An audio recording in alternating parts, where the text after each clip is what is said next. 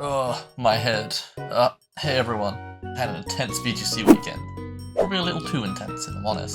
Not only did I compete in the global challenge, but I also took a swing at my first local event, a League Cup. Let's dive into both of these tournaments and see what happened, shall we? A Tale of Two Tournaments. Chapter 1, the League Cup. So, when it comes to official Pokemon VGC local events, there are two main types, a League Challenge and a League Cup. They both follow a similar format to regionals, with Swiss rounds followed by an elimination bracket to crown the winner. The key differences being that these events take place over one day and have a relatively lower championship point payout as well. This is due to it being a smaller number of players participating, and there's usually less Swiss rounds as well because of this. Between the Challenge and the Cup has a much higher payout, and as such it usually attracts much larger competition. So, for my first local, I wasn't making it easy on myself by going to a League Cup, but hey, my first actual event was at an EUIC, so this is par for the course for me. This cup had 18 players, meaning 5 Swiss rounds before cutting to a top 8 bracket. From what I heard, 3 wins could get you into the top 8, but 4 wins were practically a lock. So basically, at minimum I have to go X and 2, like a regional day 1, 100% doable. I brought the same Zamazenta team I used at Birmingham Regionals, wanting to give it another shot. If you want to check out how I did at that regional event, be sure to watch that video after this one. I do have another team ready on cartridge, but I saved it, and its evil power, for the global challenge. More on that later. Now let's actually talk about how the cup went. In the Swiss rounds, I went 3-2, winning my first 2 rounds and then going on a 2-round losing streak, and just about eked out a win in the final round. Calyrex Shadow Rider was everywhere. 4 out of my 5 Swiss rounds were against some variation of a Calyrex Shadow Rider team. The other team I faced being a Terra Ground Zacian team. In my Birmingham video, I did hope to face more Calyrex Shadow Riders. Looks like I got what I asked for. Here's some highlights about the Swiss rounds. Round 1 went pretty smoothly. I did, however, get a lucky crit with Rillaboom's Woodhammer, O-code Calyrex, even when Friendguard was up. Looks like I got some good luck to start off the cup. Oh, we're so sorry to hear about your brother that passed away. He gets 5 big booms. Boom! Boom! Boom! Boom! Boom! Round 2 was against a surprisingly bulky Calyrex Shadow Rider setup with Friendguard and Fairy as well. And honestly, it was a nightmare. The combo of Covert Cloak and Draining Kiss made it really tricky to weaken and finish off the Calyrex, and with its Terra Fairy, my first main could barely tickle it. After losing the first game, I realised if I could force the Terra, I could brute force my way through with Zamazenta and Extreme Speed Entei, which won me game 2. Game 3, I played it a little bit differently, leading with my Rillaboom and Zamazenta, and got them to Terra Incineroar to Ghost early to avoid a fake out and body press. This worked out for me, since I had Terra Fire Rillaboom. Alongside Entei, I could mitigate Calyrex's damage with Draining Kiss, getting me into a position where I could play aggressively, and clean up with my Flutter main, getting a KO on Calyrex when I predicted it wouldn't protect. Whew, jeez, I might have to fight this team again. It was a tough one and I don't know how many tricks I have left. Anyway, my third round was a close loss for me. It was against the Assault Vest Calyrex Shadow Rider team. Well, I don't remember much about these matches in particular. They did manage to force it to a game 3, and got a crucial read against me in it to win. This guy also managed to go undefeated in the Swiss rounds, so they were playing really great that day. Round 4, my first and only 2-0 loss in the Swiss rounds. This was to the Terra Ground Zacian team I mentioned. That Zacian and its partner of Rage Powder, Volcarona, easily crushed me game 1. Even when I tried to play around it game 2, an aggressive Tornadus with Bleak Wind and a final Gambit from Annihilate sealed the deal and put me too far behind to keep in the game. Round 5, my final match. I've already said I won it. What makes me proud about this win was that it was against a Dondozo Calyrex team. If you've seen my past videos, you know I've never beaten a Dondozo in a best of 3 before, in Regulation G that is. But this time, I managed to navigate the matchup and secure the win 2-0. Let's go me. They didn't bring Dondozo game 1, so I was able to win that with Zamazenta, making their Choice Specs Calyrex life miserable. And in game 2, when they did bring it, I was able to conserve my team's HP to just about KO it, and finish off the remaining Pokemon, eking out that win. So, I won a set against the Dondozo Tatsugiri team. Yippee! Was it a clean match? No, not at all. But it shows that the matchup is possible, and there are definitely some better plays I could have made to inflict more damage on the Dondozo. Now, for the question of, do I make top 8? The answer is... insert drumroll here. Bumble bum bum bumble bum bum bumble bum bum bum. Yes, I do. Barely. I made it into the top 8 as the 7th seed.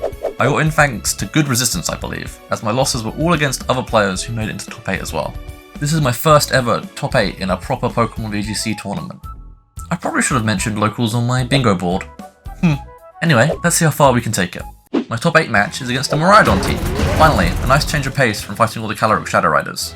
This appears to be the typical one with the Whimsicott, Ogerpon Halflame, Iron Hands, Frigoroth, and Urshifu Rapid Strike. At least I think it is. Now for the matches.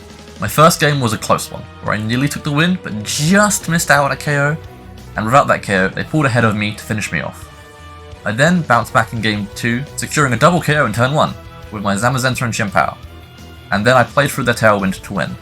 In game 3, I found myself in a favourable position, and after a lucky flinch from my Chien-Pao with Icicle Crash, and some solid positioning, I managed to close it out to win my top 8 set. Now it's time for the semi-finals. I'm so happy I made it this far.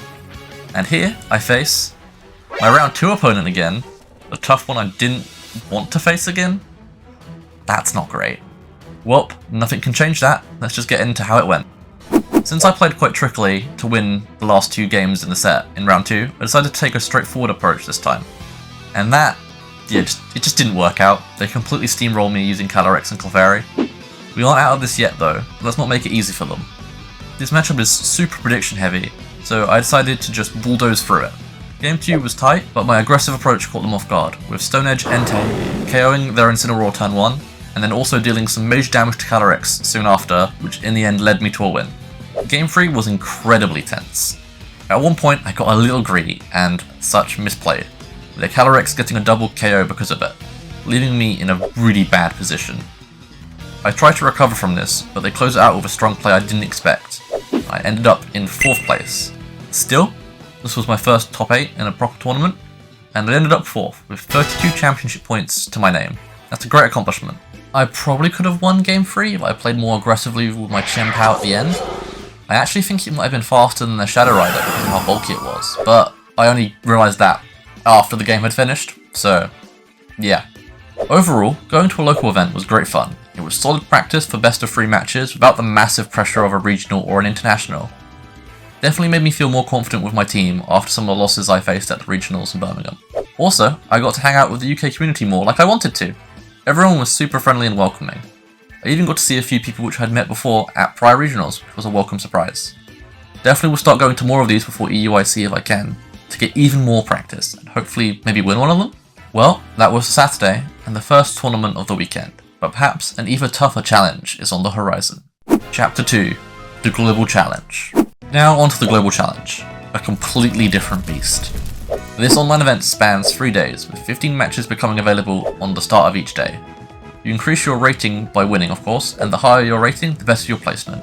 The championship point payout at the top of this is huge, so doing well here would be massive for me.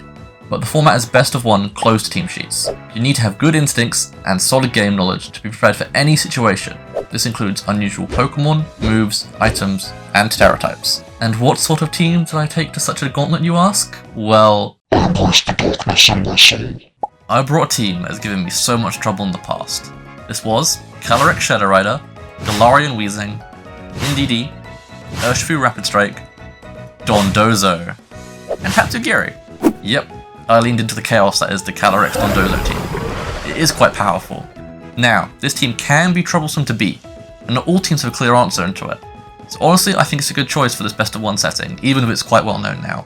Another reason I chose to use this team was because I wanted to try out more teams this season, and Zamazenta is a strong but also quite defensive restricted, so I wanted to try out a crazy powerful one such as Calyrex Shadow Rider, which can wipe fields if the opponent isn't careful.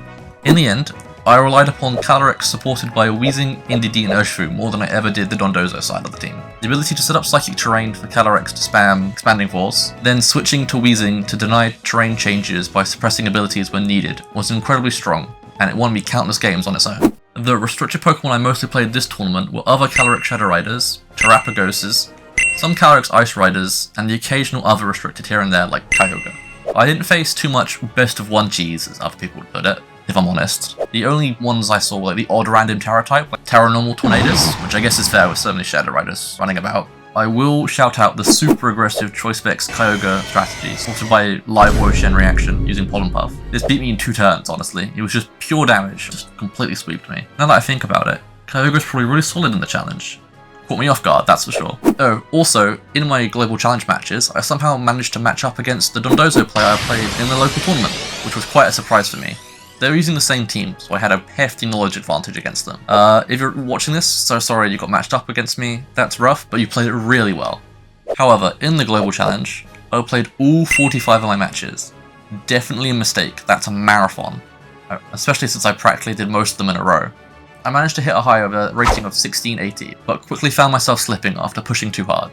In the end, I ended up a rating of 1575, which landed me at the placement of 2064th overall. Definitely could have done better, but I had fun and learned a ton. Next time I enter one of these tournaments, I definitely need to pace myself, take breaks, and learn when to stop. I would have probably had a much higher rating overall, around 1640 on the rating if I just stopped and didn't continue playing. However, I did and fell out of the 1600s back into the 1500s. In my final match of the tournament, when trying to reach back into the 1600 rating, I made a couple of critical mistakes, probably due to playing so much Pokemon so far. I got greedy with my moves, wasted a Terastallization on a low HP Urshifu, and didn't use Helping Hand with Indeedee when I needed it, letting it die before doing anything. Those mistakes cost me the game and a better placement. That is how it goes sometimes, but that was definitely preventable. Overall, both of these tournaments were a blast, even with the slip-ups. The League Cup was a great confidence booster for me, and the Global Challenge was a respectable placement that helped me hone my skills under the pressure of best-of-1 matches, and got to try out a new restricted Pokemon. I definitely plan to attend more local EUIC and get even more practice. And hopefully, I can participate in more upcoming Global Challenges and do even better. That's it for me today. Thanks for sticking with me through this long tournament weekend recap. I'll be back with more content soon, so be sure to subscribe so you don't miss anything. Catch you later.